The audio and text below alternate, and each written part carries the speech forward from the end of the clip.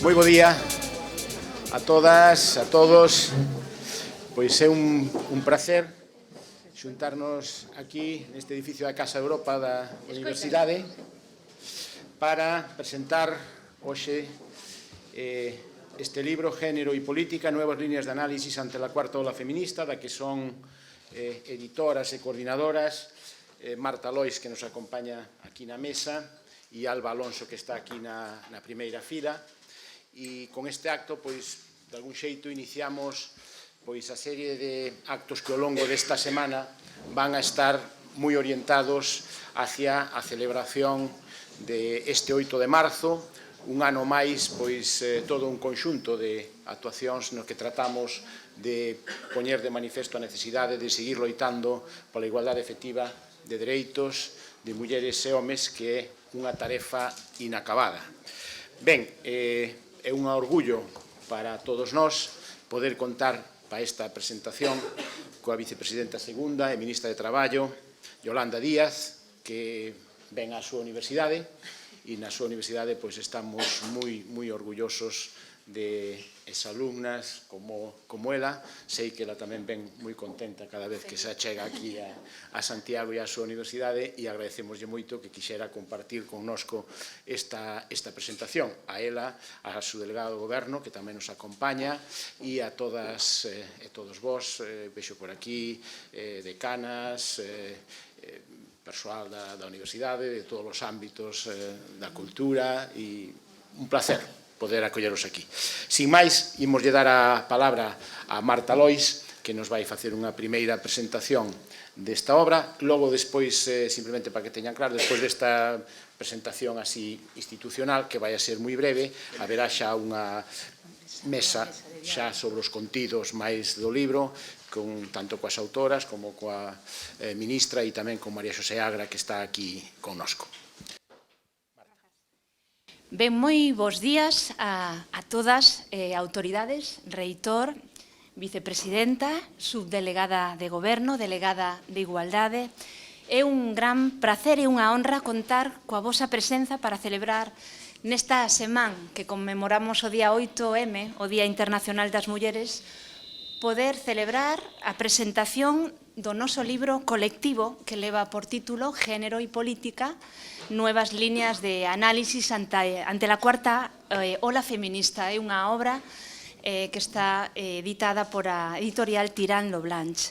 Hoxe estamos aquí na Casa Europa, un lugar singular, un lugar de gran beleza, acompañadas por un público moi especial, ao que me gustaría referirme antes de nada. En primeiro lugar, dar as grazas a todas as autoras do libro, as que non puideron acompañarnos hoxe, e, por suposto, a todas as que estades aquí, que fixeron un gran esforzo persoal para compartir este momento xuntas.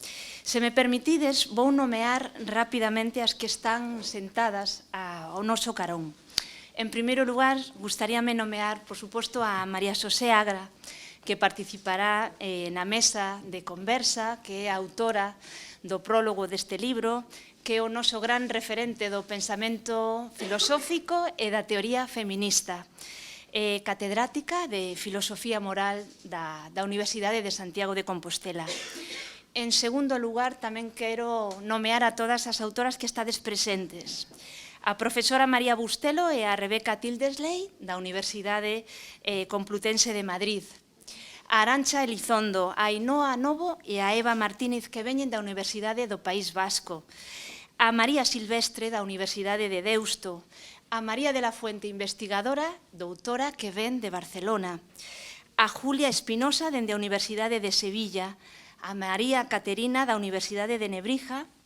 A Amparo Novo, que ven da Universidade de Oviedo. A Mónica Ferrín, que ven da Universidade Galega da Coruña.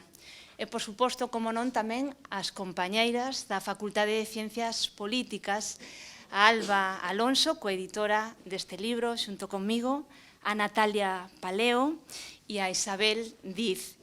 Todas elas formamos parte dun grupo de investigación do que nos sentimos moi orgullosas, que leva por nome Armela, e que temos tamén o placer e o gusto de ter aquí hoxe a nosa capitana, a nosa líder deste grupo de investigación Armela, a Alba Nogueira, que é catedrática de Dereito Administrativo da Universidade e hoxe nos acompaña. Ben, por último, tamén quixera agradecer a presenza de todas as que estades aquí como convidadas, que sodes un luxazo. Mulleres de ciencia, mulleres de innovación, mulleres de memoria e historia, mulleres de dereito, mulleres de pensamento, de emprendemento, compromiso político feminista tamén. Todas en diferentes campos do pensar e do actuar abríchedes camiño e sodes un capital inmenso para as que veñen detrás. Quero aproveitar para reivindicar nesta presentación deste libro os sentimentos e os afectos que nos unen, reivindicar a sororidade e reivindicar tamén o denominado xiro afectivo da teoría feminista. Ben, chegado a este punto, cumpre falar un pouquiño deste libro, aínda que despois teñamos a mesa de conversa, como se fraguou, de onde vimos.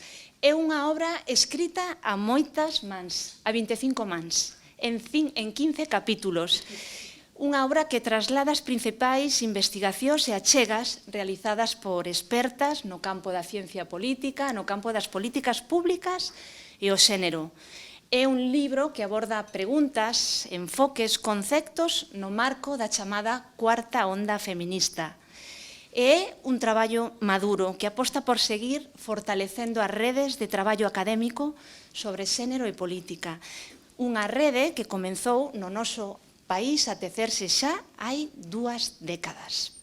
E precisamente nese contexto de tecer rede, no ano 2014, moitas das autoras que hoxe están aquí, que escriben neste libro que hoxe celebramos, tamén participaron e deron os seus primeiros pasos nesta mesma Casa Europa, nunha reunión académica, organizando outro proxecto.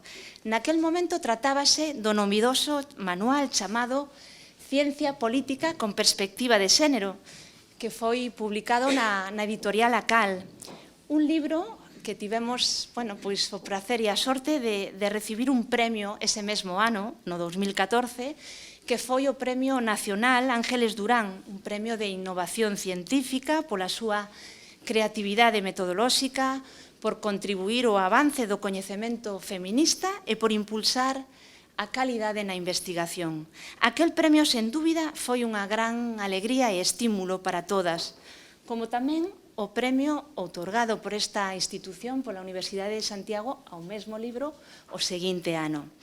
Precisamente a partir daquele encontro, daquela experiencia, daquela obra, foi un novo impulso, un proxecto que nos permitiu seguir a todas as expertas e politólogas ter un obxectivo moi claro, seguir dando pasos adiante, un paso máis adiante para poder mostrar o extraordinario avance das investigacións máis recentes e innovadoras. E ese é este libro, ese paso adiante é ese libro. A realización desta obra, Género e Política, e a súa coordinación foi un traballo ilusionante que cristalizou nesta publicación ambiciosa con vontade de chegar a públicos diversos. Queremos que sexa un libro que podan ler as persoas interesadas que lles guste a política en xeral. Queremos que sexa un libro para o estudantado universitario. Queremos que sexa un libro de consulta para académicos e académicas das ciencias sociais e políticas. Pero tamén queremos, por último, que sexa un libro que poda ser leído por as persoas que teñen responsabilidade en tomar decisións políticas. En definitiva, queremos que sexa unha obra útil, nun sentido amplo. De aí tamén a importancia de reivindicar a transferencia do coñecemento que se fai dentro das universidades públicas, neste caso, no campo da ciencia política con perspectiva feminista. Gustaríanos que este libro sexa quen de incrementar o seu valor pola súa posible aplicación práctica nas futuras políticas públicas, porque finalmente a beneficiaria desa transferencia do coñecemento serían as nosas sociedades, serían as nosas democracias. Xa por último, non quixera rematar sen dicir que precisamente ter hoxe aquí, nesta mesa, como convidada especial, a ministra de Traballo e Economía Social, a vicepresidenta terceira, ter a Yolanda Díaz é un orgullo inmenso, é unha oportunidade única para escoitala e poder dialogar na mesa da conversa sobre este libro. Unha oportunidade para poder tecer redes entre pensamento e acción política. En nome de todas as que fixemos posible este libro, o noso profundo agradecemento por compartir o teu tempo con nós e, por suposto, moitas grazas de novo a todas e todos por vir. Grazas, ten a palabra a ministra Yolanda Díaz.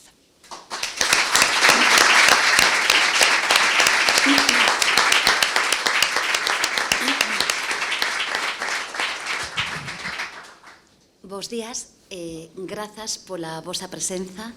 Estou feliz, como adiantou o reitor antes, e tamén a miña prezada Marta Lois. Estou feliz porque estou en Galicia e porque estou na miña cidade, e na miña casa, e na miña universidade. E coido que temos que partirnos dunha reflexión que ten que ver con que somos tamén de onde vimos, e os lugares onde nacemos tamén condicionan moitas das políticas públicas que desplegamos. Por tanto, sí, estou orgullosa de estar hoxe aquí e penso que o agradecemento non é a min, sino que é xustamente a inversa. É unha posibilidade de estar xustamente hoxe aquí. Vou dividir a intervención porque agora é a parte oficial e despois teremos a conversa respecto do libro, pero sí que formalmente dar as grazas ao reitor, ao noso querido Antonio López Díaz, a subdelegada do Goberno, María Rivas, a nosa querida Alba Nogueira, directora da Rede Arnela, e, se me permitides, xunto con as mulleres que hoxe están aquí, tantas, creo que é un orgullo de país.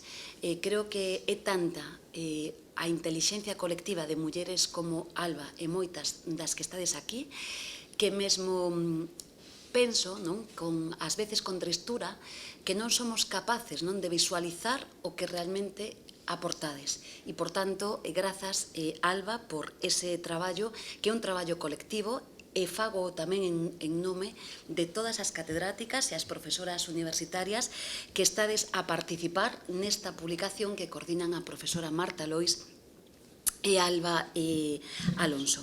Antes dixen que este texto que presentamos diante dos medios, eu, dende que o empecé a ler, sí, que son así, en fin, dende que o empecé a ler, escribínlle a Marta porque xa o recomendei en varias ocasións e xa usei del en varias das intervencións. Incluso nunha intervención que tiven en Xenebra a semana pasada respecto das configuracións, as reflexións que facedes na contorna de Europa e do que está pasando co Brexit e demais. Digo porque quero pôr en valor o coñecemento, a ciencia que desprende este texto, coordinado por ambas as dúas profesoras, porque, como dicía agora a profesora Lois, efectivamente, ten traducción nas políticas públicas. Por tanto, eu, as catedráticas, as profesoras, quero darlles as grazas. Son unha gran defensora da Universidade Pública, ben o sabe o reitor, creo que o sabe xa toda España. O meu equipo traballa permanentemente co coñecemento científico, senón non faríamos o que somos capaces de facer e non vou deixar de facelo nunca. Por tanto, grazas, querida Alba, catedráticas e profesoras, polo que estades a facer. Síntome, prezada Marta, moi orgullosa deste traballo que parta daqui. Eu síntome moi orgullosa, sinceramente, e que dende esta mirada aglutinemos a moitas outras mulleres da ciencia do resto do país. Isto tamén é importante. Ás veces hai que mirar cara aquí, porque somos un país diverso e plural, e, por tanto, tamén o quero dicir. Quero tamén sinalar, protocolariamente, o quero facer así, María Xosé Agra, grazas polo teu estudo, coñecemento, en fin, ao longo de tanto tempo. Quero tamén sinalar a nosa Premio Nacional de Narrativa, non a vexo dende aquí, é pequeniña, como a min, pero unha muller moi grande, Marilar Aleixandre, tamén, por estas alegrías que nos dades, non? Por tanto, sinaladamente, protocolariamente, quería decir isto, e ademais teño un montón de amigas e de amigos que están hoxe aquí. Como dicía, é unha honra e un placer voltar á Universidade de Compostela, para participar nesta xornada coa que Alma Mater encara as celebracións polo 8 de marzo. Teremos oportunidade, coido que vai a ser un debate interesante na mesa posterior, de abordar os contidos desta publicación que é en si mesma, xa o dixen, un compendio de lucidez, de compromiso político, de res pública e de audacia investigadora. E isto é moi importante. Pero quero sinalar este traballo colectivo e darlle as grazas, como fixen, a todas as participantes, porque esta é unha proba moi clara do labor que se está a facer nas nosas universidades, un valiosísimo legado científico e de pensamento que empresas colectivas como esta axudan, sin dúbida, a visibilizar. Non existe unha democracia sen igualdade, nin sen políticas públicas que garantan ese elemento básico das nosas relacións sociais e políticas. Isto é moi importante. Non hai democracia sen igualdade. Tampouco debemos renunciar á liberdade. Ten que ser nosa. Despois falaremos desto na seguinte mesa. É xustamente en tempos de dificultades e de crise no que ese elemento debe non só permanecer, senón afortalar e ser un influxo clave. Non esquezamos que o debate sempre está na pulsión democrática e no risco da desigualdade do que conleva.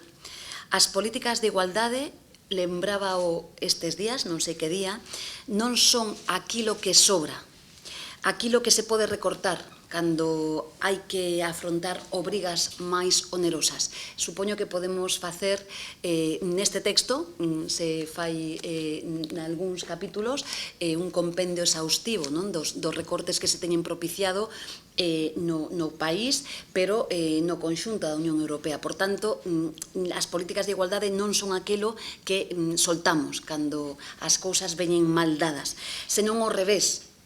É que xustamente cando estamos en tempos de incertidume, cando estamos en tempos de riscos sociais, é cando máis precisamos a igualdade. A igualdade, as políticas públicas que a garanten son, penso, o compromiso colectivo dese Estado social e cunha xustiza que é inherente á calidade da nosa democracia en todas as súas facianas. Remato xa, soamente darvos os parabéns a todas as catedráticas e profesoras que participastes nesta interesantísima publicación que vamos a ter a oportunidade agora de debater e a agradecervos tamén esa necesaria vocación feminista do voso labor científico. Hai unha das ponencias tamén fala da universidade o feminismo e coido, reitor, que é interesante porque eu digo, os datos, a min que me gustan os datos, falan por si mesmos e coido que temos moito que facer neste país. Digo porque o leín e o teño subrayado con moito interese. E sobre todo porque penso que hoxe máis que nunca precisamos do feminismo da mesma maneira na que precisamos do saber experto para seguir avanzando como sociedade. Eu sei que ás veces os traballos científicos ou a universidade non se sinte dabondo recoñecida. Eu, se é así, pido disculpas. Non é o caso do meu ministerio, quero sinalalo, e me parece que este país, sen o que vostedes fan, non sería posible, que non o esquezamos. Por moito de que onte mesmo nas páxinas de economía de moitos xornais do país falan ás veces da parte privada, pero non falan de que esa parte privada non é posible sin esa parte pública que é o coñecemento científico que ten un nome, que é Universidade Pública. En este caso, o que ven coordinado por ambas as dúas profesoras. Por tanto, moitas grazas e unha honra estar hoxe aquí.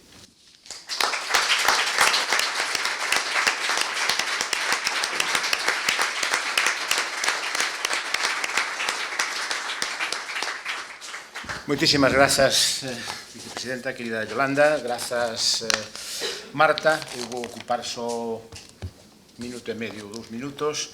En primeiro lugar, para disculpar o decano da Facultade de Ciencias Políticas que quería estar hoxe aquí connosco e por un problema de saúde dun familiar moi próximo pois non nos pode acompañar, pero disculpámolo e entendémolo, pero era clara a súa vontade de acompañarnos e agradecíamolo, trasladámoslle os mellores desexos.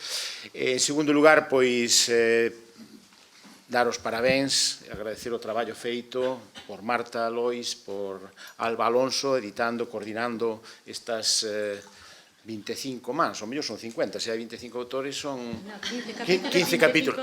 Ah, bueno, 15 capítulos, 25 autoras, 50 mans. Ah, sí. Claro. É que traballo cos números. Claro. Presupoñendo que todo o mundo... Teña dúas mans. O sea que a todas eles, parabéns. É un claro exemplo, como dicía Marta ao comenzo, de transferencia do coñecemento. Queremos poñer a dispor da sociedade pois o que aquí se fai investigando reiteradamente en todo o que ten que ver co feminismo, desde este grupo de Armela, que traballa en igualdade, dereitos e Estado social. E en recoñecemento de toda esta trayectoria continuada, incansable, a prós desa igualdade que aínda non temos acabado. Vai ser por eso tamén que no acto do día 8 a Universidade vai querer distinguir a este grupo polo traballo feito ao longo de todos estes anos e por animalos tamén para seguir traballando porque non temos aínda conseguido o obxectivo. Aquí está Alba Nogueira, que é a, digamos, a capitana deste movimento e con eso tamén queremos insuflar, aportar o ánimo preciso para seguir traballando cara ao futuro. Parabéns. E logo, pois, simplemente decir que temos avanzado moito, é verdade, non? Desde fai 112 anos, non me canso de repetilo, que o 8 de marzo de 1910, en gran medida por obra de unha galega ilustre como era Pardo Bazán, se editou a orde que permitiu ás mulleres acceder con igualdade de oportunidades, sin necesidade de autorización administrativa previa aos estudos universitarios. Esa igualdade, diríamos, máis formal ou aparente que formou parte desas primeiras olas do feminismo, pero 112 anos despois nos siguen faltando teitos por conquerir e algúns por romper, non? E seguimos tendo desigualdade na estrutura do persoal tamén das universidades. Nós vamos polo terceiro plan de igualdade e ainda Dos gobernos tamén. Tamén. A todos nos fai falta, e estou seguro que ainda nos van facer falta algún plan máis que non vamos a pechar con toda esa igualdade efectiva de dereitos que é o que queremos buscar agora, non? Dar un paso máis, non é só poder acceder á universidade sin autorización administrativa, sino que esa igualdade sexa unha igualdade efectiva de dereitos. Iso que nos dicía a mesma Pardo Bazán, que dicía que si feminismo é igualdade efectiva de dereitos de mulleres e homes, só se pode ser unha cousa que é feminista radical. Eso dicía ela e eu penso que suscribimos todos. Entendido así, feminismo radical é o que hai que apostar e traballar. E non hai que poñerlle nin peros, nin parches, nin subordinadas para explicar polo que. Quédanos aínda moito que facer para esa igualdade efectiva e por eso estamos hoxe aquí. Nada máis, o importante agora é o que vades a falar e expoñer nesta mesa para que ten que ver cos contidos do libro. Simplemente que xa digo, como dixo ao comezo, un placer estar aquí e encantado de que poidamos celebrar esta presentación e esta roda. Parabéns e moitas grazas a todos.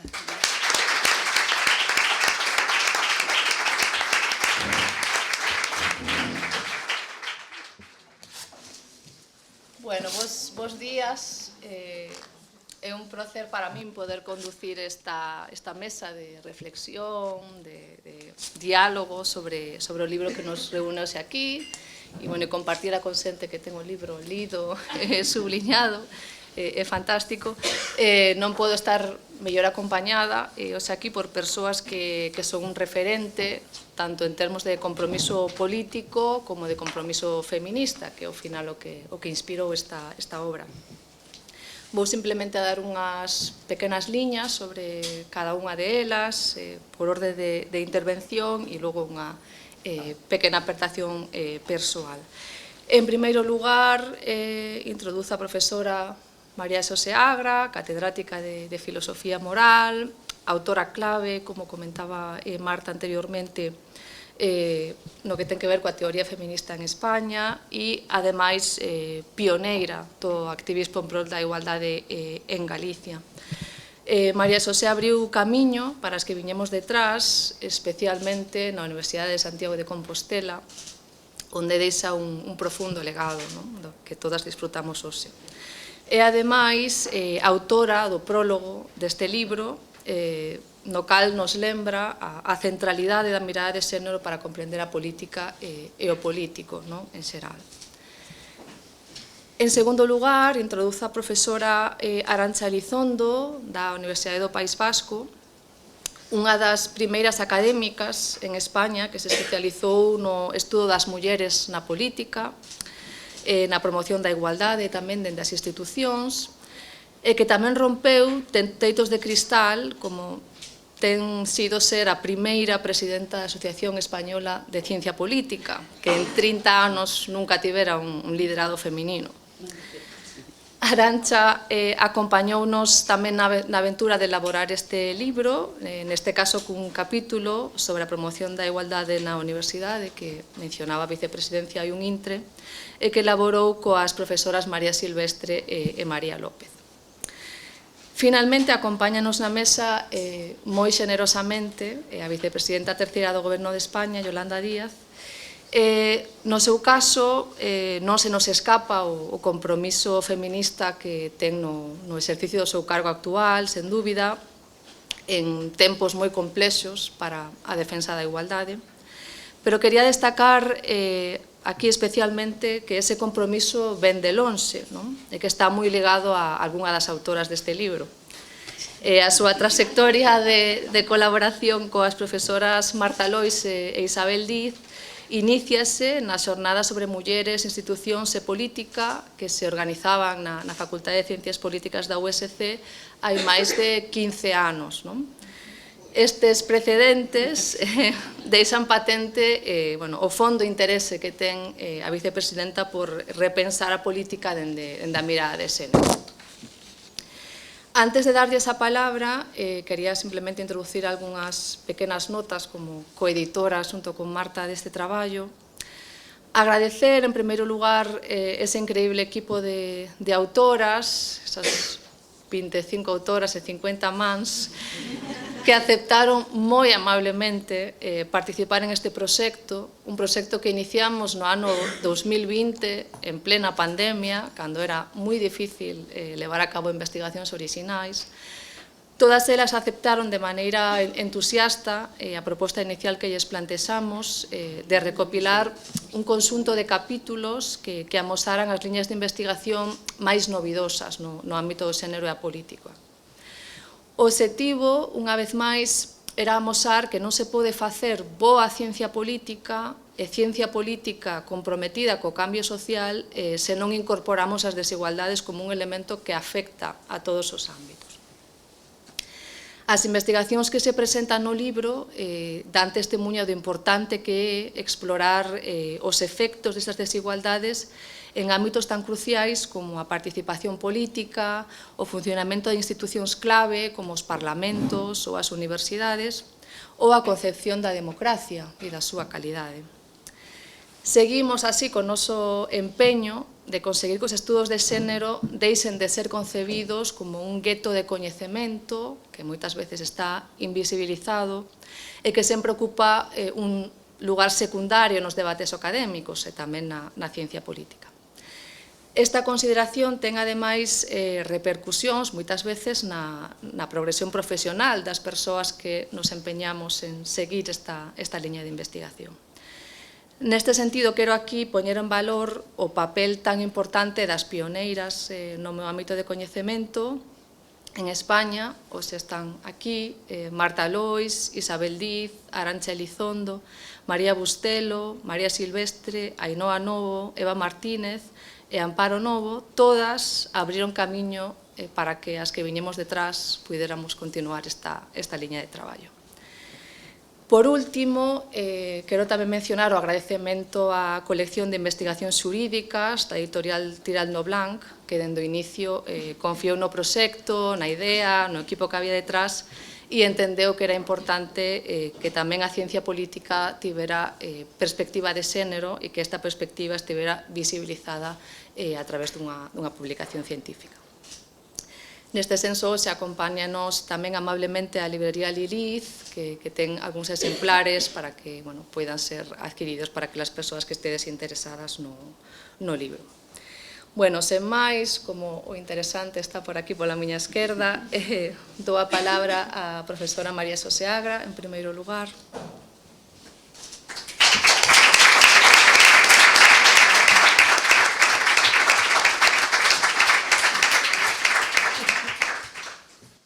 Ben, bo día a todas e a todos e evidentemente teño que comenzar manifestando a miña inmensa alegría por estar hoxe aquí nunha presentación que non é presentación, que non é habitual e menos de libros académicos, co cal o agradecemento e a alegría é maior, porque de algún xeito se racha con esa barreira de que xa foi indicada de como achegarse máis alá das portas da academia.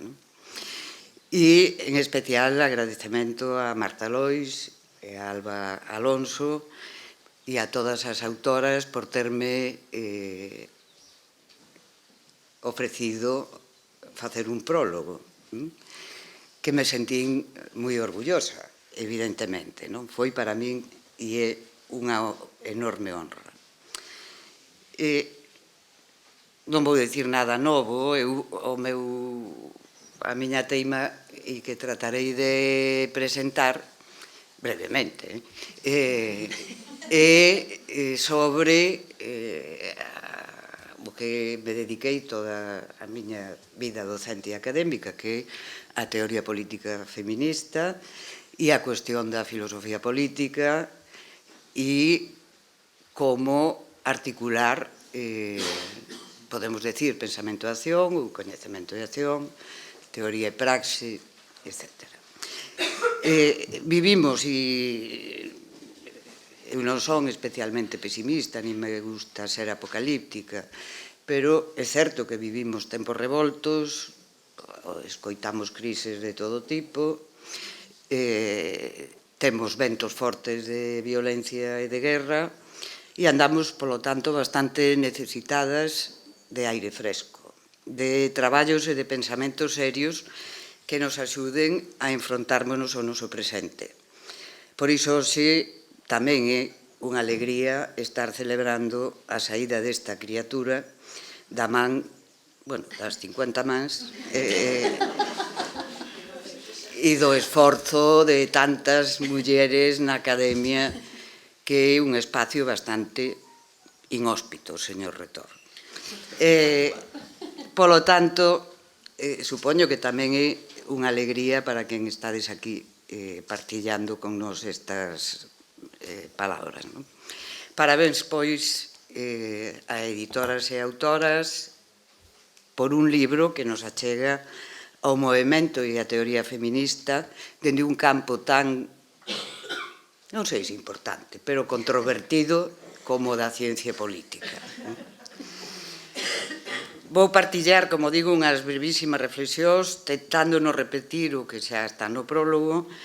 Ali apuntaba ao que creo que é importante e sigue sendo un cabalo de Troia e de batalla, de Troia pola nosa parte, que é o problema da legitimidade sempre en cuestión do coñecemento feminista e dos constantes atrancos na academia e, malia todo, como o compromiso feminista individual e colectivo vai conseguindo afortalar redes, aquí estamos, afianzando procesos de transmisión sen perder o horizonte da transformación social e política, fuxindo de academicismos e de guetos, tamén de guetos de mulleres.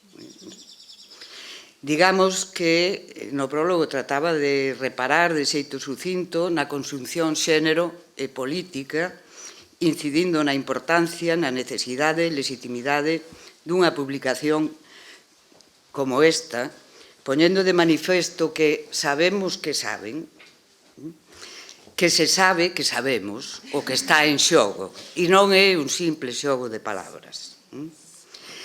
Eles e elas saben que sabemos e nós sabemos que saben. A idea era igualmente poñer no foco en que o traballo e os traballos recollidos nesta obra, algo xa se dixo, é froito de moitos anos de traballo. E, en este sentido, unha vez máis, temos que insistir en que non comenzamos de novo, que non somos eternas pioneiras, senón que está acumulado un traballo de moitos anos. E, por outra parte, recollen as análises recentes máis innovadoras. Ese punto entre o traballo que se sementou, que se vai recollendo, que se transmite, e o achegamento aos novos problemas. E non quero tampouco deixar de indicar a importancia da docencia, na que todas as autoras están implicadas, porque as novas xeneracións teñen xa un bo acervo do que facerse igualmente cargo críticamente. Querería engadir para estas conversas unha pequena reflexión ao fío da segunda parte do título, isto é, as novas liñas de análise ante a cuarta onda feminista. Cuarta onda? É unha pregunta que se fai o libro, non? No libro se interroga sobre o novidoso da teoría feminista actual, sobre quen protagonizou a acción política desta etapa. Escribía Françoise Collin, unha feminista belga moi coñecida e falecida, referíndose á onda do movemento de liberación das mulleres, dicía que o movemento feminista é unha innovación constante, tanto teórica como práctica. Non se apoia en ninguna doutrina fundacional previa, nin Simone de Beauvoir, nin é o noso equivalente ao que foi Marx, por exemplo, para os marxistas, di ela, non? E non se representa con concreción o seu final. E cito textualmente, porque penso que sigue estando vixente. Di, así, o movemento feminista non parte dunhas condicións previas que debe cumprir co tempo. Ao contrario, constitúese no tempo en dirección ao descoñecido. Non conta con ningún modelo, nin histórico, nin teórico. Non responde a ningún plan, nin divino, nin humano, senón que inventa paso a paso o seu propio futuro. Precisamente niso radican a súa originalidade e, sen dúbida, a súa dificultade. Nada lle ven dado de antemán. O que rexeita soe ser moito máis evidente, máis irrefutable que os seus obxectivos. Non estamos, dicía antes, sempre a comezar de novo, pero, por outro lado, no movemento feminista a innovación é constante e, polo tanto, precisamos facer preguntas, análises, atender a novos enfoques e a incorporación e creación de novos conceptos, revisar ou desbotar os vellos e contrastalos con etapas anteriores. Hai uns meses participei nuns faladoiros, non era un foro académico, senón de mulleres comprometidas co rural e implicadas e preocupadas polo ecofeminismo, a soberanía alimentaria, o territorio, os coidados. Eran, decían, unhas conversas enraizadas e o que necesitaban era discutir, debatir sobre as experiencias cotidiáns e os problemas do día a día ao que se enfrentaban. O que me chamou a atención e aí é a reflexión que quería aportar aquí, é que era, o título era Faladoiros sobre ecofeminismo, das teorías ás prácticas. E eu dixen, como das teorías ás prácticas? Elas están traballando, enfrentándose o día a día, máis ben será das prácticas as teorías. Creo que iso ten que ver con como abordamos a nosa relación co coñecemento e a nosa relación cos problemas que temos que abordar. E como temos que facelo en esta, tanto me ten, se é cuarta ola, quinta ola que venga. É dicir, no momento no que pensamos e traballamos cos problemas que teñen as mulleres no día a día e co que se pode aportar e co que nos aportan a nós. Neste sentido, quixera salientar o interese deste libro, porque deita luz sobre debates máis recentes na teoría política feminista, por interrogarse sobre os cambios respecto dunha etapa anterior, sobre os novos actores políticos. E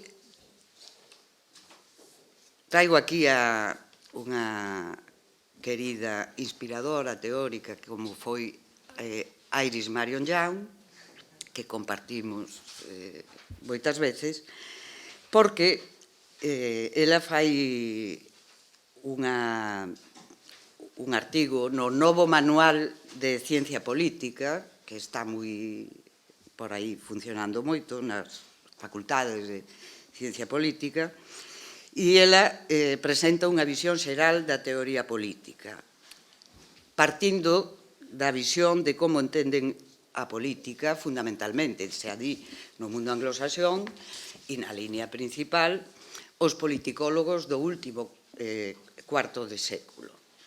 Esa idea de como entenden a política é maioritariamente como actividade participativa e racional da cidadanía.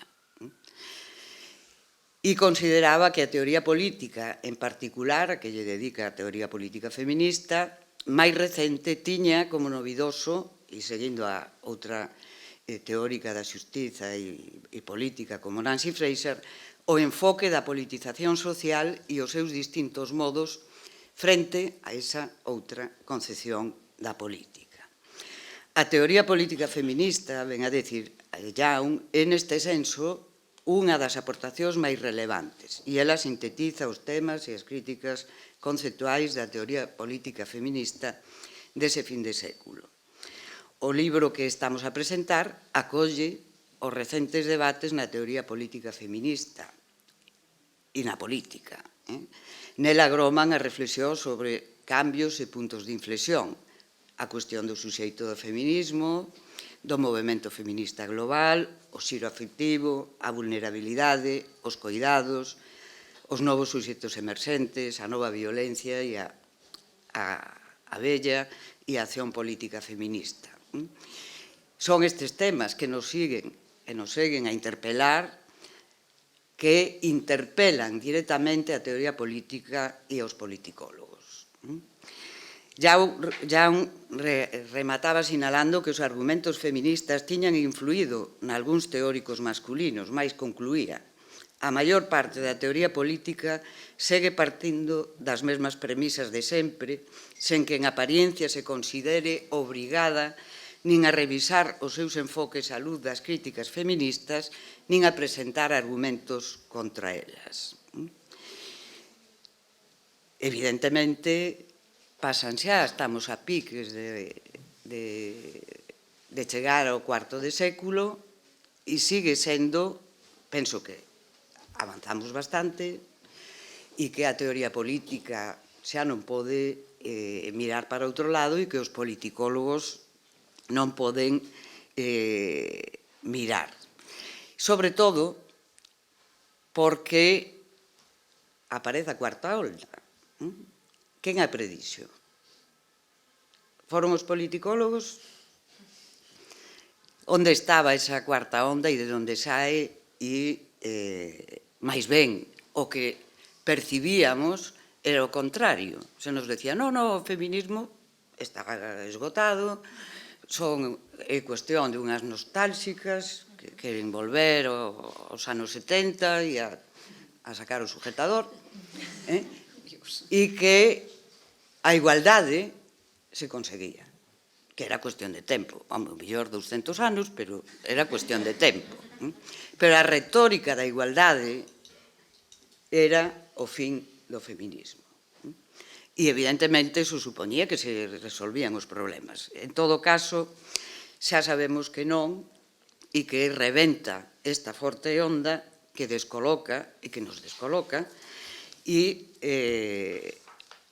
o que teño claro, e vou rematando xa, é que con materiais como os que hoxe temos aquí non solamente rachamos con unha forma de entender a política e o coñecemento, vendo o coñecemento como situado, e ao mesmo tempo vemos como se construen con estes materiais un novo manual de ciencia política. Sin eles non é posible, porque o que fan os manuais é recoller o que está feito. E o que temos aquí é imprescindible para facer ese novo manual. E o que fagan ou que estean a facer os teóricos ou politicólogos o deixamos para outra ocasión, porque sabemos que saben. Só indicar que cada día teñen máis difícil, non só os politicólogos, tamén os retores, os ministros, as ministras, mirar para outro lado. Remato recollendo unha recomendación de François Collin. Dinos que hai unha dimensión das loitas que non debemos esquecer. Se queremos cambiar as cousas, non debemos perder de vista aquilo polo que queremos cambialas. Paradóxicamente, di, só os seres libres poden liberarse. Eis o compromiso e a dificultade. E penso que esta reflexión sobre como, desde a teoría feminista, se articula a teoría e a práctica, como eso logo se traduce en políticas públicas, require de que reflexionemos conxuntamente, de que debatamos pluralmente, porque, e aí concordo, o día que aparezca o coñecemento racional que se aplica, sin máis, ou esa concepción dos números que parece que xa o explican todo e me entendedes perfectamente. Ben, pois non vou a demorarme máis. Moitas gracias e, por suposto, moitísimos parabéns e moitas grazas por deixarme compartir esta alegría e este orgullo de que na Academia, dende Galicia, para España e el mundo, a ciencia política ten forza.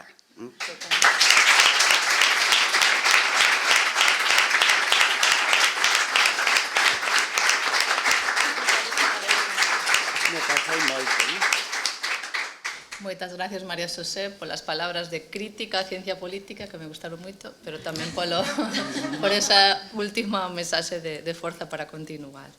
Doy agora a palabra a profesora Arantxa Elizondo. Hola, bon día. Primero os quiero saludar, muy agradecida sobre todo a Marta Lois y a Alba Alonso por invitarnos, también a la Universidad de Santiago por ofrecernos este maravilloso lugar en el que he de confesar llevamos ya varios días. Así que nos hemos hecho dueñas de este precioso espacio. No ha sido ningún esfuerzo, como podéis comprobar, y yo creo que el hecho de que estemos hoy aquí alrededor de 15, 30 manos, yo creo que da una idea del poco esfuerzo o de las muchas ganas que teníamos de vernos, de encontrarnos y de volver a tocarnos físicamente, más allá de toda la relación que nunca hemos perdido en los últimos 3 años tampoco, ¿no? Estoy rodeada además de mujeres a las que admiro muchísimo en esta mesa, las 3 las admiro muchísimo y estoy muy contenta. Así que es de estas ocasiones felices en que nos toca presentar un libro y quien ha escrito un libro, sea del tipo que sea, sabe el esfuerzo que supone.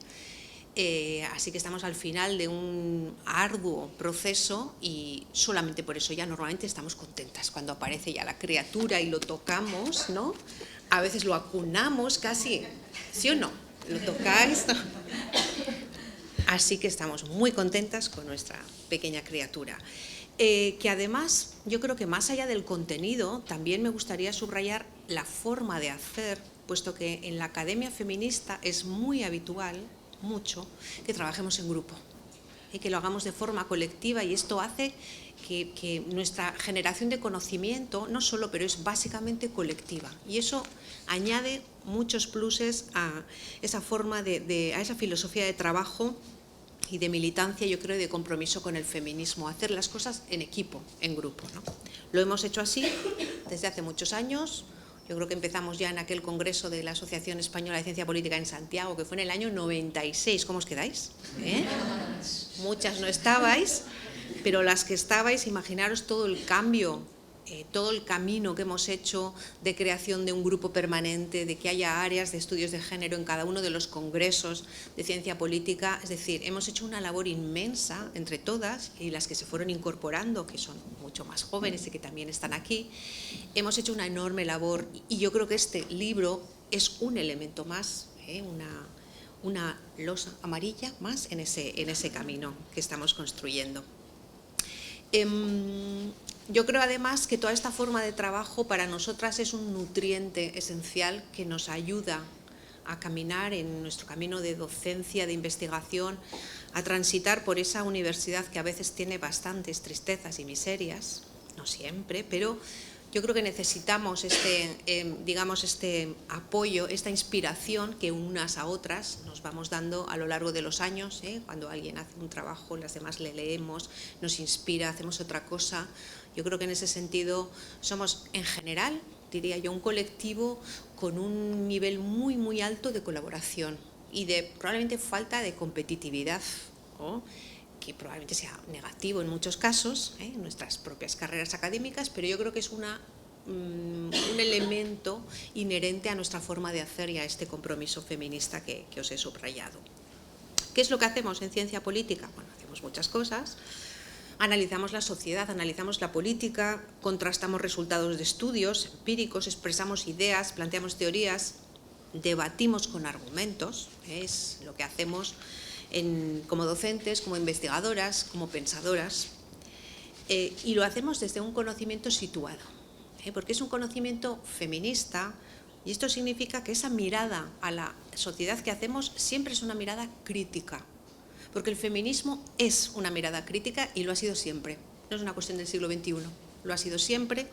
Las primeras pioneras pensadoras feministas que podemos colocar en la Ilustración, aunque también hay debates sobre eso, pero ellas cuestionaron, con sus ideas cuestionaron la organización social, pero después, en las que fueron llegando, también cuestionaron esos planteamientos iniciales. Y en eso estamos. Es un proceso permanente, la innovación de la que hablaba María Xosé Agra, un proceso permanente de ampliar enfoques. Ampliar enfoques porque siempre hay quienes se quedan en los márgenes o quienes se quedan directamente fuera de foco. Así que yo creo que el feminismo es tarea de ir abriendo el foco, no quiere decir que nos vayamos alejando con las cámaras, sino de ir abriendo para que podamos incorporar a quienes estaban quedando fuera. Este ir abriendo foco, ir incluyendo nuevas perspectivas, es, digamos, uno de los objetivos feministas, aunque paradójicamente, y yo creo que esto nos desmoraliza bastante, actualmente asistimos a muchos ejemplos de precisamente todo lo contrario. Y me estoy refiriendo no solo a la política, que también, sino incluso a la academia. Hay colegas de profesión que están haciendo precisamente esa contribución enorme a la crispación, a la polarización, a la fragmentación y sobre todo, lo que a mí me parece más negativo dentro de la universidad, a hacer inviables los debates. Hacer inviables los debates dentro del propio feminismo, que siempre fue diverso, siempre lo fue. No es una cuestión de que ahora haya dos ramas de feminismo, probablemente es una cuestión que a muchos periodistas les gusta simplificar, lo siento si hay compañeros de la prensa, pero muchas veces se está haciendo, digamos, esta falsedad en el planteamiento de o te colocas aquí o te colocas allí, cuando sabemos que siempre ha habido esa diversidad. Es posible que algunas de nuestras colegas de profesión también se sientan contagiadas de todo este batiburrillo y esto nos desmoraliza, aunque nadie lo diría si nos vieran en la cena de ayer. Así que yo estoy segura de que la pretensión de todas las que estamos aquí, desde la humildad de nuestros espacios profesionales, académicos, cotidianos, es preservar el debate, es negar esas disyuntivas, esas falsas dicotomías que nos plantean como obvias hoy en día. Como piensas esto o piensas lo otro. Y muchísimas veces no es así, esa no es la realidad, o por lo menos no es nuestra labor. Así que estoy convencida que todas las que estamos intentamos como mínimo tejer algún tipo de acuerdos, de consensos para poder seguir avanzando, incluso en el desacuerdo respecto a multitud de cuestiones. Bueno, cualquiera que ojee este libro, o que lo lea, como la vicepresidenta, verá que puede pensar que no se habla de los temas de actualidad, de los polémicos, de los que están en la prensa y en televisión. Y probablemente tiene razón, probablemente tiene razón, porque en el fondo es posible que consideremos que hay asuntos que han adquirido un excesivo protagonismo, y además con muchísima falta de relevancia. Y yo creo que es tarea de las universitarias de ir más allá de lo mediático. Afortunadamente, igual no como en la política, pero nosotras podemos abstraernos de una manera más sencilla de lo que está de moda, de la noticia del día o de la semana. Yo creo que es ahí donde está también nuestra tarea de señalar la relevancia de los asuntos, de cuáles son los verdaderos problemas sociales, para poder plantear respuestas a esos problemas, desde luego, pero incluso hacer esa, digamos, esa limpieza de decir realmente esto es clave o esto no lo es tanto. Y esto yo creo que es uno de los ejemplos, aparece en este libro, de cuáles son los temas que aparecen. ¿De qué hablamos? Ya se ha mencionado aquí, hablamos de teoría política, de integración europea, de parlamentos, de elecciones, de políticas de igualdad, de resistencias a las políticas de igualdad, que yo creo que esto es algo que nos obsesiona y nos preocupa muchísimo. Hablamos de interseccionalidad de universidades, querido rector, con estas 2 manos y 4 más que escribimos sobre universidades. También hablamos de implicación política, hablamos de derecha populista radical y sus horribles efectos para las políticas de igualdad. Yo creo que hay que decirlo así claramente, ¿no? Y hablamos del movimiento feminista como práctica y como teoría, puesto que, como decía María José Agra, no se pueden separar, ¿no?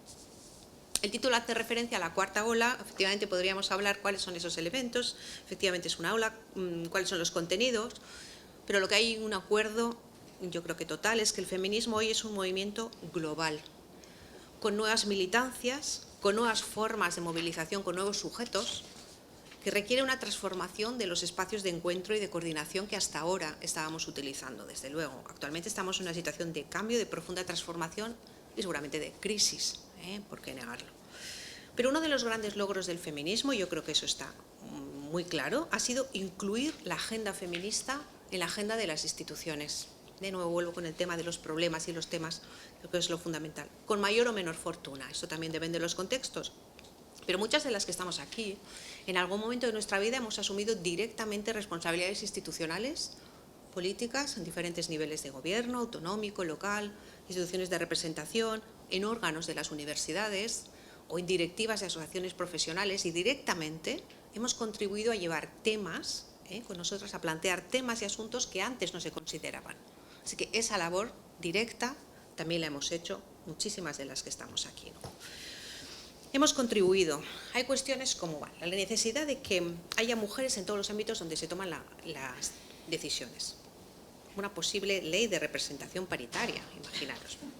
Entender la violencia contra las mujeres, violencia machista, como un elemento estructural de la sociedad patriarcal y no como un problema aislado. La importancia de reconocer la vulnerabilidad de los seres humanos, la sostenibilidad de la vida como elementos imprescindibles para la organización social y económica, poniendo los cuidados en el centro. ¿Os imaginabais hace 10, 15 años que estas ideas y estas palabras, estos términos fueran utilizados por presidentes del gobierno, por ministras, por líderes internacionales? Seguramente ni soñábamos con que eso fuera así, y eso está ocurriendo. Yo creo que actualmente vivimos el mejor de los tiempos para el feminismo y a la vez el peor de los tiempos para el feminismo, en este sentido. Porque existen riesgos evidentes, ataques explícitos a la igualdad, a las políticas de igualdad. Existen riesgos y muy, muy, muy claros, no solo en nuestro contexto, sino a nivel mundial. Sabemos que aquí estamos en año electoral, lo entendemos, somos politólogas. Sabemos que cada formación política, cada proyecto tiene que marcar diferencias, lo sabemos, lo entendemos. Sin embargo, yo creo que nos corresponde también pedir a las mujeres políticas, a las compañeras feministas que están en política, que sean conscientes del peligro, que sean conscientes de dónde está el verdadero enemigo. El verdadero enemigo no está dentro del feminismo. Y eso yo creo que es una cuestión que hay que subrayar. Sabemos que no es fácil, sabemos que son conscientes, pero que esas dificultades muchas veces les hacen que dejen de lado esta idea fundamental que yo creo que planteamos todas, y es que el feminismo no puede ser periférico, no es un aderezo que se añade, que se coge, que se deja, sino que es una forma de mirar nuestra sociedad, es clave para defender no solo la justicia social, igual ahora me vengo un poco arriba, pero también la democracia. Y esto tiene que estar en el centro de todos los discursos políticos, de todos los proyectos y de la acción de las instituciones. Yo creo, y este era nuestro objetivo, que libros como este pueden ayudar en esa línea, contribuir y al final conseguir que eso no sea así, y que el feminismo siga siendo o se convierta en todas las ideas como centro clave en esa defensa democrática. Muchas gracias.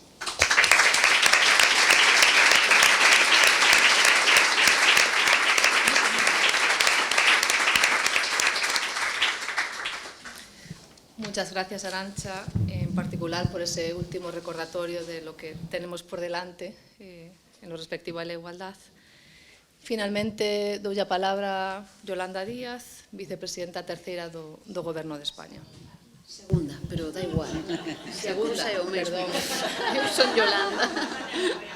Da igual. Bueno, nada, Alba, graciñas.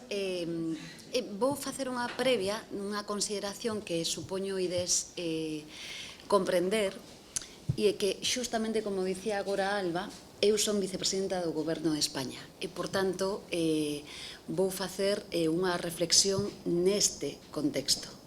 Digo isto porque moitas das cuestións que sinalaba María Xosé, Alba e agora mesmo Arantxa, a min gustaríame opinar en profundidade porque creo que teñen un realce en termos cualitativos claves para os debates que estamos vivindo hoxe no mundo. E, por tanto, vou tentar combinar ambas facianas e evitar algún titular que seguramente estean esperando. A ver se non o consigo. En todo caso, creo que este texto é como o feminismo, é unha pluralidade de voces, de distintas músicas, o máis relevante, para min polo menos, non? Estou un pouco cansa das susceptibilidades que son moi relevantes, sei non moi ben, sei co que traballo, pero creo que a cuestión do libro é que pon o acento nos temas dos que temos que falar e non tanto nas persoas. E isto é abrir efectivamente o foco dunha maneira moi extensa e moi interesante. O digo porque creo que é clave o que dicía antes María Xosé, que anoteime, estou bastante en contra do fetichismo en xeral, podía facer aquí unha pequena reflexión acerca de algún texto que xa é clásico, pero eu creo que este texto, esta mirada poliédrica, fuxe xustamente do fetichismo das palabras. Ela dicía do academicismo. Bueno, eu creo que fai unha mistura entre fuxir do academicismo colocando os temas na palestra, pero sin fetichismos. E isto eu creo que é moi importante para facer un debate libre e un debate de fondo sobre os temas que nos abranguen. E, sobre todo, fai un plantexamento plural dos temas con unha ollada que ten moito que ver con o movimento por excelencia de emancipación social dende hai moito tempo xa. É o movimento por excelencia, se alonxa desas olladas, das que vou falar tamén agora, é unha das partes que máis me interesou do libro, o sinalei ao principio na presentación con Marta e co reitor, que é esa ollada que se alonxa da mirada triste, enfadada da Praza de Colón. A Praza de Colón é un símbolo, pero ten moito que ver cos debates que hoxe estamos dando aquí e que fai ese texto. o dicía María Xosé, nos sabemos que o saben e eles saben que o sabemos. Nesa praza saben perfectamente o que hai, pero esa praza, que é un símbolo para algunhas partes dos movimentos políticos que si son globais tamén, deso fala o libro tamén, con unha faciana propia, non poden formar parte do que queremos no noso país, pola tristura e polo enfado permanente que teñen. E o enfado non é un xeito de construcción social. Digo isto porque creo que é clave. Non vou poder falar de todos os capítulos que querería facelo, non? Pero sí que coido que é un mosaico dos temas pendentes, non? Porque falouse xa aquí, unha das reflexións ten que ver con a participación democrática. Falaba antes Marta da miña idade e da dela e de Tita, que está aquí. Lembro aquelas primeiras andainas, falábamos daquela acerca da participación democrática, do voto preferencial, de como votan as mulleres, como votan os homes. Hai un capítulo específico sobre estas cuestións. Eu sigo estando asombrada sobre estas cuestións e me gustaría profundar nelas, o digo claramente, porque, sobre todo no que atinxe ao voto preferencial, non sei se é porque me causa malestar, non? Ou porque coido que quizáis dende as políticas públicas non estamos facendo o que debemos para evitar, non, o que está pasando. E curiosamente isto tamén nese texto se plantexa, non? Porque é evidente que hai distintos xeitos de gobernar, non? Distintos xeitos incluso de irse da política. Eu estou supercontenta, non me deixan por chíos no meu equipo, pero sí que o digo claramente, decir, son as mulleres as únicas que se van da política, por razóns diversas, non? Coñecemos un caso recentemente, pero o de Jacinta Arden como un síntoma de debilidade, eu non o vexo en absoluto como un síntoma de debilidade, mesmo todas as consideracións que se teñen feito de por que ela se va, se estaba en peor nivel de popularidade ou non, da igual. Se está en un nivel baixo de popularidade e ela dá un paso atrás e se va, é un exemplo de ética, de decencia, de dignidade, de un xeito diferente de facer, de relacionarse coa vida pública, é sin parangón. Ou, por exemplo, como xestionan as mulleres, nos exemplos que temos, que falades delo científicamente, pois a pandemia e demais. É dicir, é que é singular como opera o voto preferencial e como embargantes non temos realidades de xestión da praxe da vida pública diferente ou que, bueno, eu creo que é relevante. Pero lembrome que xa daqueles anos falábamos destes temas e estes temas ocupando parte da investigación. Pero o que dicía é que este texto, que é poliédrico, trata duns temas de primeira magnitude, que son todos os fenómenos que están arroxando tempos de profunda incertidume, falaba María Xosé ao principio, non? Pero de enormes mudanzas, non? E cambios brutais, dende o plantexamento de como está operando o Brexit, o fenómeno que a min máis me ten ocupado nestes días, por razóns evidentes, porque estou tendo que desenvolver políticas públicas nos organismos internacionais, non? Pero como o fenómeno das políticas de antixénero están tendo unha pegada fortísima no mundo. Eu chámolle o partido do odio, porque é un único partido que ten nomes diferentes no mundo. Ten un nome diferente en España, outro en Italia, outro en Estados Unidos, en fin, en Brasil, poderíamos seguir, pero eles e elas teñen un programa común, e ese programa común está funcionando. E, sin lugar a dúbidas, as súas axendas, como dicides nos capítulos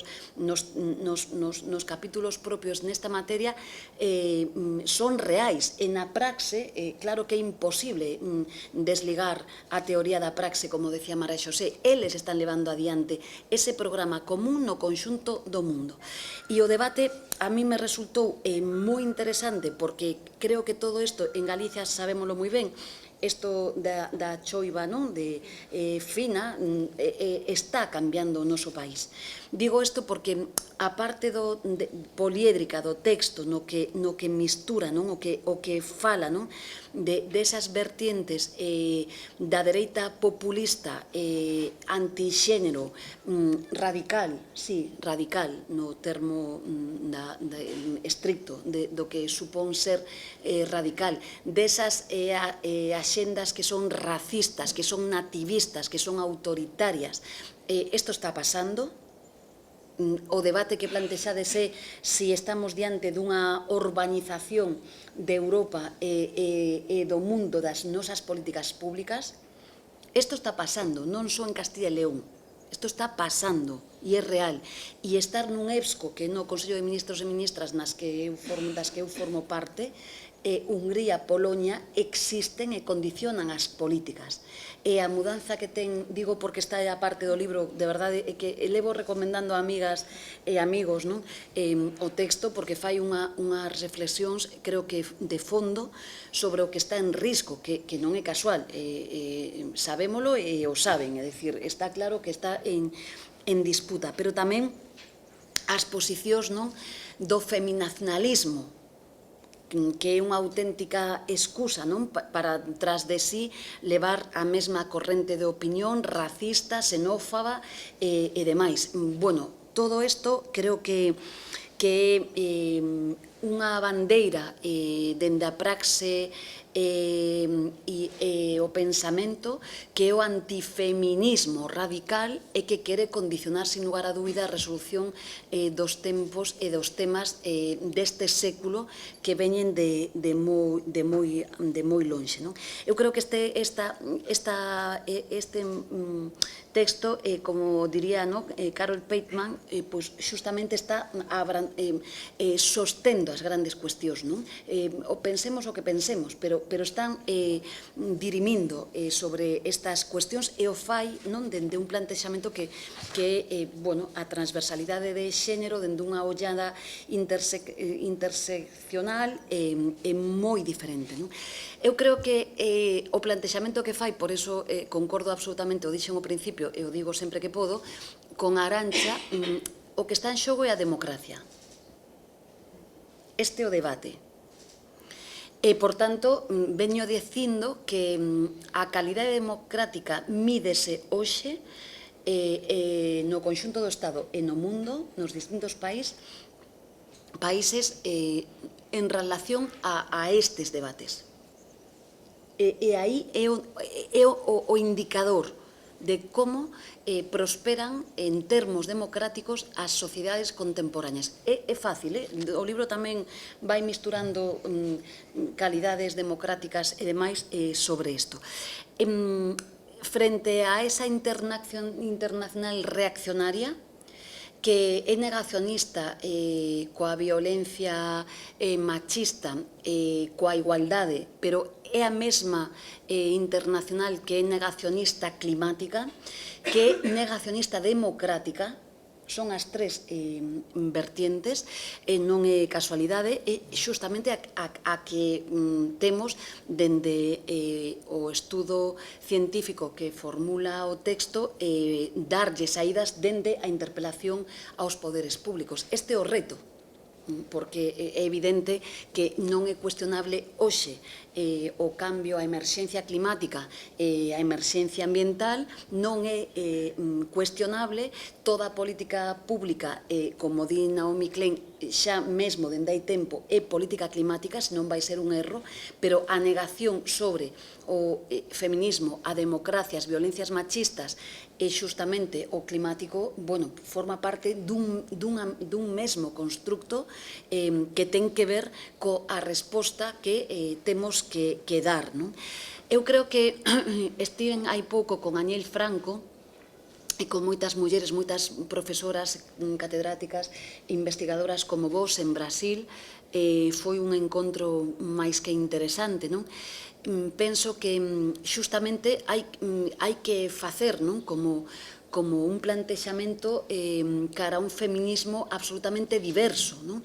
E que plantexe na palestra temas, o dicía tamén agora Arantxa, eu decía antes co reitor, coa subdelegada e co Marta diante dos medios de comunicación, que son as grandes cuestións, que teñen que ver co mundo dos cuidados, desas tarefas productivas e reproductivas das que levamos tanto tempo traballando, estudiando, investigando, pero que estamos no primeiro cuarto do século XXI e toca xa darlle resposta, porque se non compartimos o negacionismo climático, democrático, nin machista, nin da violencia machista, pero é verdade que colocar os cuidados no centro hoxe supón cambiar todas as políticas públicas. Supón, en definitiva, como se estuda no texto, reinventar o benestar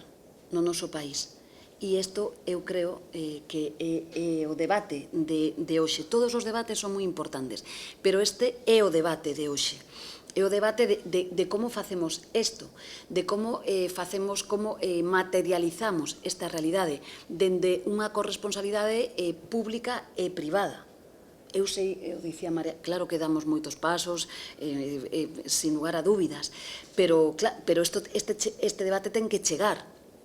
O digo eu, que sou ministra de Traballo, veño dicindo hai que mudar todas as formas de organizacións empresariais das que non se falan dende a Constitución española. E se decimos que os cuidados teñen que estar no centro, estamos dicindo que hai que cambiar as formas de organización das administracións públicas, pero da empresa, dos sindicatos, da academia, de todos os lugares nos que estamos. E isto creo que me sentía moi próxima con Aniel, porque máis aló do que representaba a súa irmá, por que asesinan a Mariel Franco e a tantas mulleres no mundo? Sabémoslo ben, sabemos, creo que me vou quedar con esta cousa porque é evidente por que pasa, pero creo que nesa diversidade, nesa ollada interseccional é onde está, creo que a clave, e me parece que a urbanización da res pública, do antifeminismo, erosiona as democracias, as está erosionando. Digo isto, poderíamos falar de experiencias que eu mesma teño no EFSCO, no adiamento de moitas políticas públicas pola presenza de estas voces no seo da Unión Europea. Por tanto, creo que isto é clave e penso que precisamos unha política exterior e interior feminista, con unha ollada que é moi complexa, pero que, insisto, a axenda, como di un dos capítulos, é, sin lugar a dúbidas, clara. Non sei se a nosa é clara, digo polo de Arantxa, eu non podo opinar.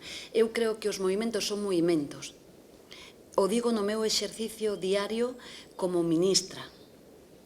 Eu non son a ministra de ningún espazo público.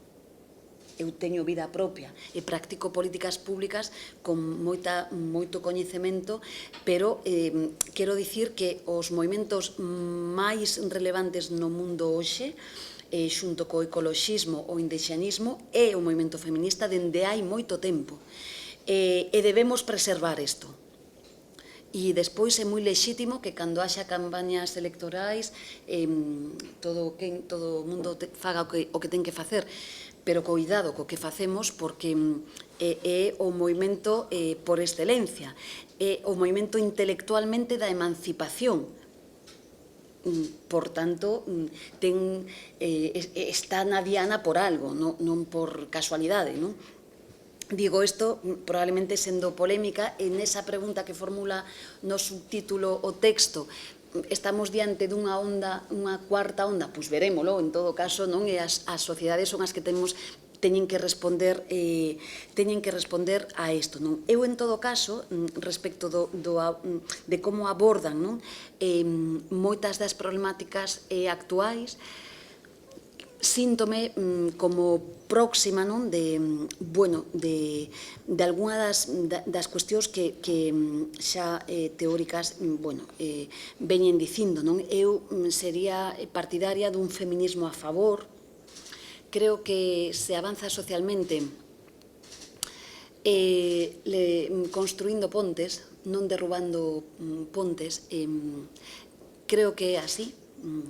Sinceramente, quizáis con Nancy Fraser sí, me achego a un feminismo do 99%, un feminismo ademais que, como aquela declaración de Seneca Falls, pois, que coloque non de casualidade daquela a felicidade no centro, daquela, hoxe máis que nunca penso que debe de ser así.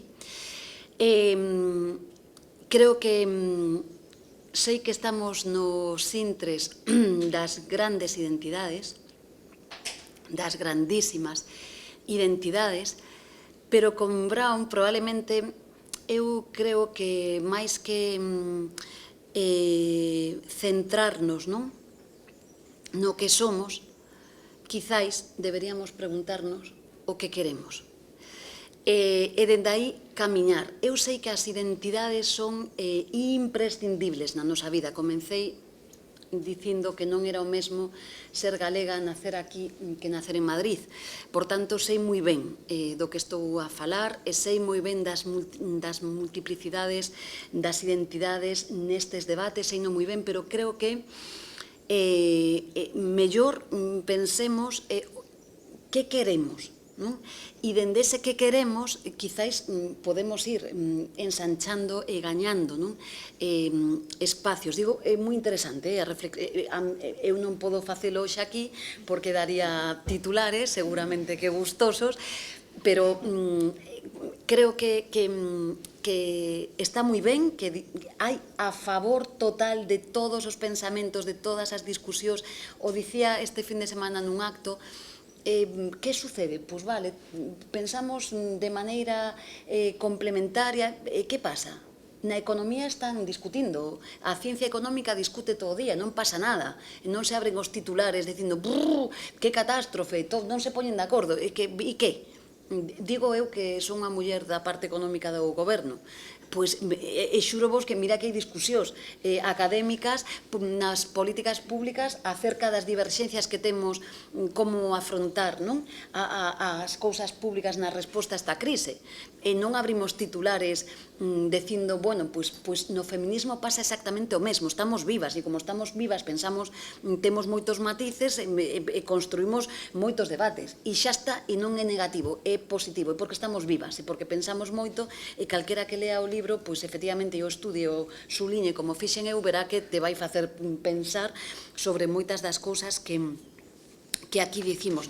Estes días, por exemplo, nesta onda con Clara Serra, que creo que nesto que di ela, de, bueno, antes que muller, que non sei que todo isto é moi importante, pero quizáis non pensemos o que queremos, e diante dese que queremos pensemos tamén que é o que nos une. E diante dese que nos une, sigamos camiñando. Creo que isto é a tarefa máis relevante que temos, porque, dende logo, eu resístome a que o que os da Praza de Colón queren,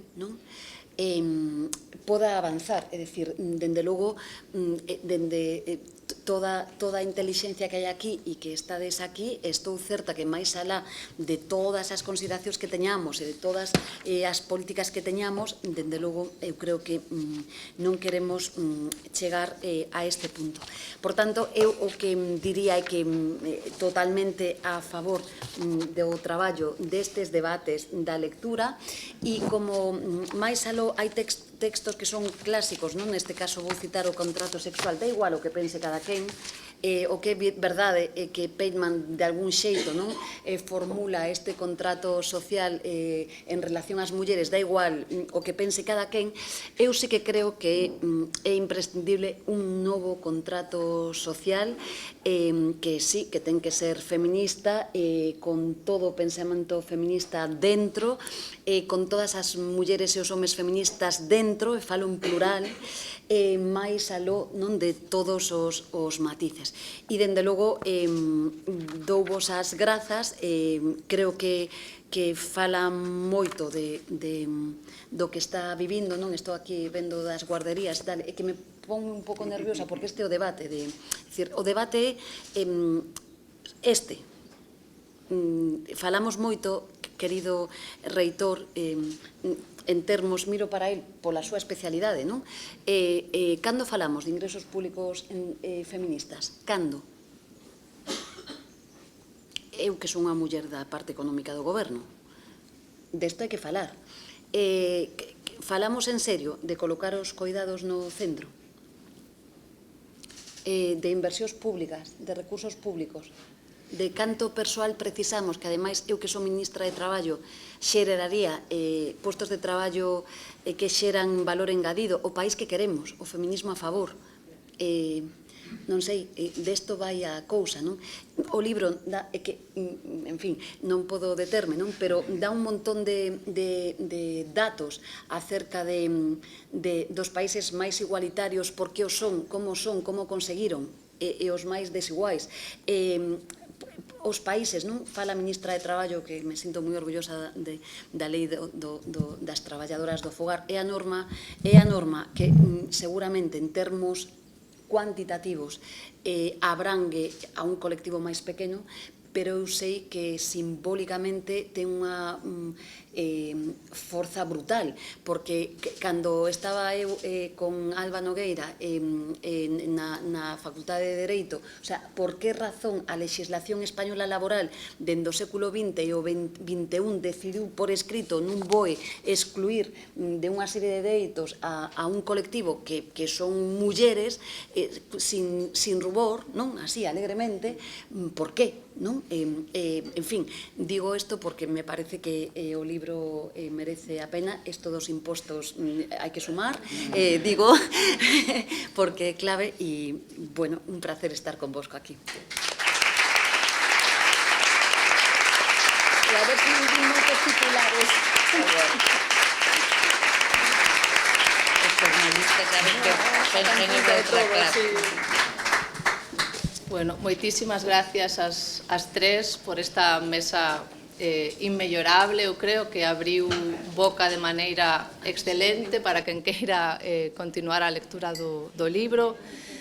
Agradecervos tamén ao público que tomarades este rato para acompañarnos hoxe. Quen queira extender un pouquiño a estancia na Casa Europa, haberá abaixo un catering ao que estades todos e todas invitados e, bueno, un placer tervos aquí hoxe. Moitas gracias.